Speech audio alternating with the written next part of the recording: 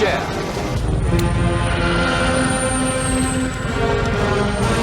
The end credits of the 1988 film Rambo III contain a dedication that seems surreal by today's standards.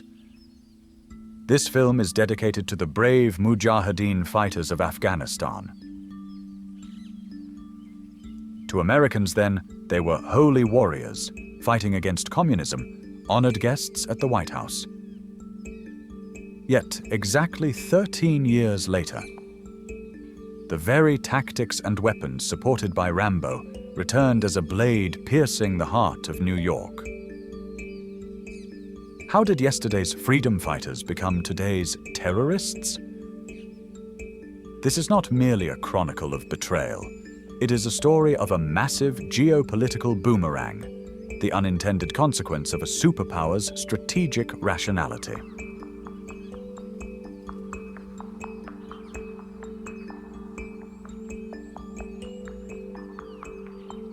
There are years when the pendulum of history seems to fracture. In 1979, the Middle East was shaken by three major tremors. The Iranian Revolution toppled a pro-American monarchy, the Soviet Union invaded Afghanistan, and the Grand Mosque in Mecca was seized by extremists. These three events converged to ignite a volcanic eruption of political Islam, the aftershocks of which resonate to this day. Crucially, 1979 did not only give birth to Sunni militancy. In Tehran, a different form of political Islam, centered on the Shia faith, was born through the revolution and the creation of the IRGC. This reshaped the Middle East into a fierce geopolitical arena where Sunni jihadism and Shia revolutionary networks collided in a struggle for survival.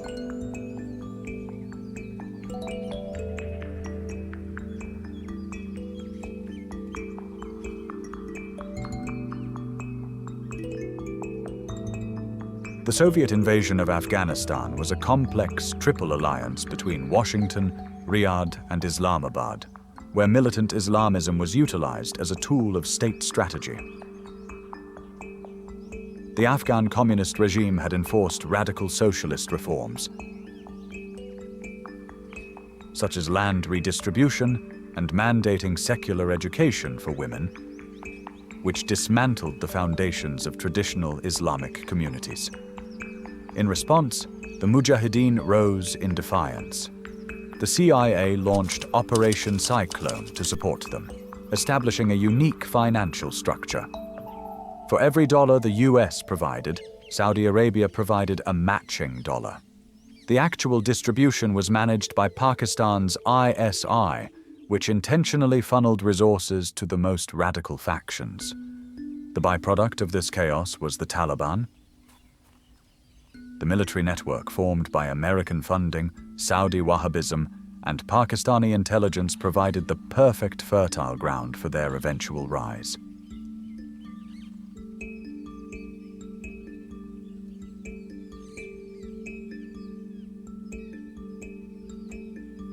Osama bin Laden, a scion of a wealthy Saudi family, rose within the heart of this alliance to build fortresses in the Afghan mountains. His journey, from his expulsion from Saudi Arabia to his stay in Sudan and eventual return to Afghanistan, marked his evolution from a mere financier to an ideologue threatening an empire.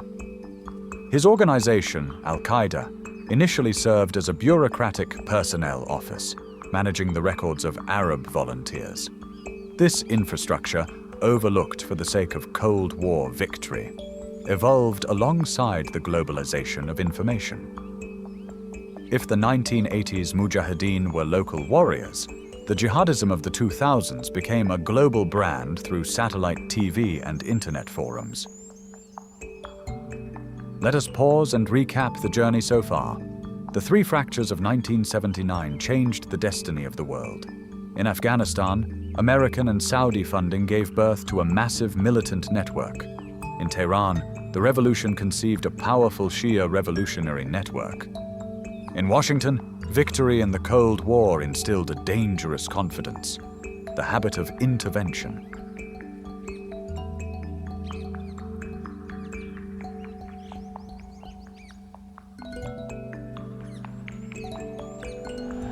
With the collapse of the Soviet Union in 1991, the United States entered the Unipolar Moment, an era of unrestrained intervention. The security dollar exchange system established after the 1973 oil shock made Middle Eastern intervention a structural necessity. This confidence laid the groundwork for the 1990 Gulf War and the 2003 invasion of Iraq. The latter launched under the controversial justification of eliminating weapons of mass destruction that were never found. When US troops were stationed in Saudi Arabia, Bin Laden saw it as a religious betrayal and a strategic expulsion.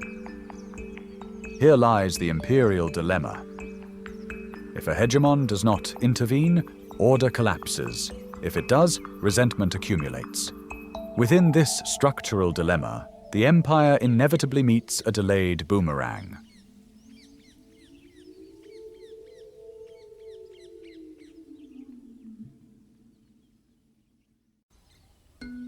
On the morning of September 11, 2001, the sky of the world's most powerful nation fell. The failure of the 1993 WTC bombing led al-Qaeda to conduct a long-term analysis of America's structural vulnerabilities. The 9/11 attacks were the result of years of accumulated learning and strategic analysis of American weaknesses. The empire responded with the Patriot Act and precision drone strikes. However, this birthed a second boomerang.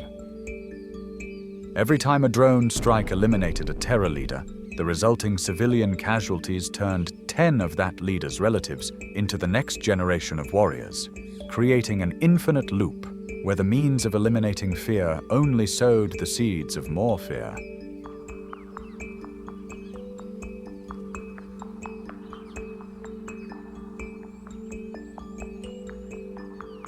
The 2008 global financial crisis triggered the Arab Spring.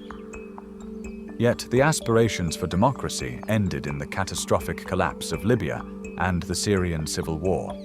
The expansion of ISIS was a product of the De-Baathification policy in Iraq, meeting the accelerator of the Syrian civil war.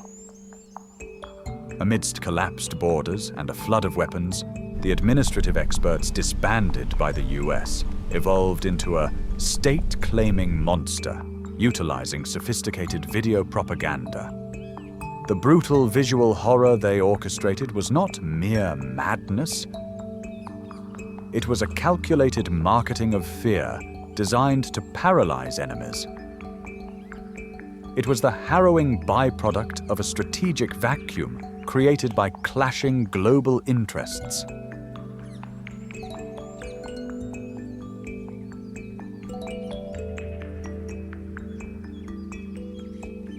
Of course, the blame cannot be placed on the United States alone.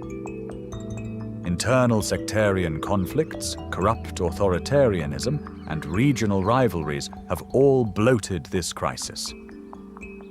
However, as seen in the support for the Contras in Nicaragua or the Iran-Contra affair, attempts to use militant groups as tools inevitably lead to uncontrollable consequences.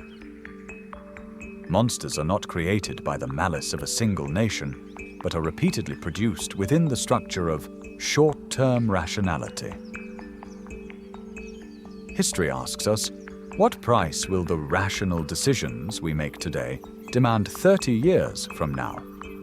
The tremors of 1979 echo profoundly in today's proxy wars and the intensifying great power competition, proving that the cycle of the boomerang is far from over.